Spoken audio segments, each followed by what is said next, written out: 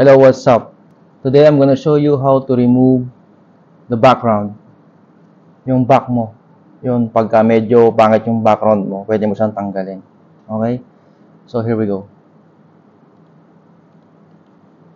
First, you go to download OBS background removal. Yan, latest. Depende sa Windows mo kung ano yung ginagamit mo, Windows 7, Windows 8, Windows 9, Windows 10, Windows 11.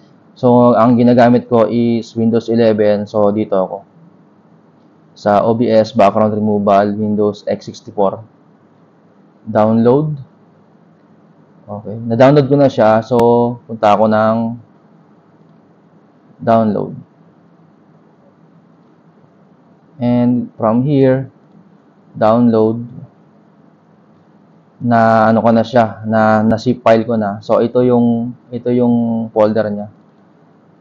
And select all, control copy. Then, punta ka ng computer. Drive C. Program files. Then, hanapin mo yung OBS Studio, ito. And dito, pwede mo siyang i-paste. So, actually, na-paste ko na siya. So, skip ko na lang. Okay? Then, here,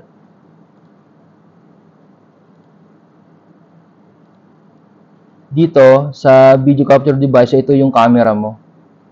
So, i-off muna natin. Then, dito sa camera mo, video capture device, right-click, go to filter,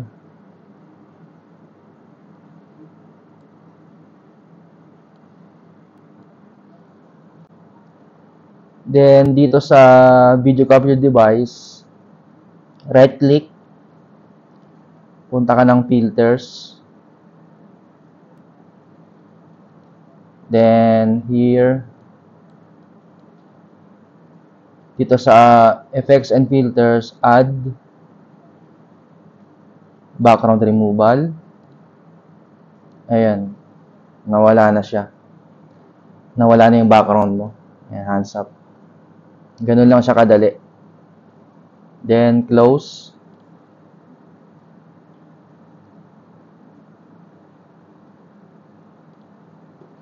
So, ito na siya.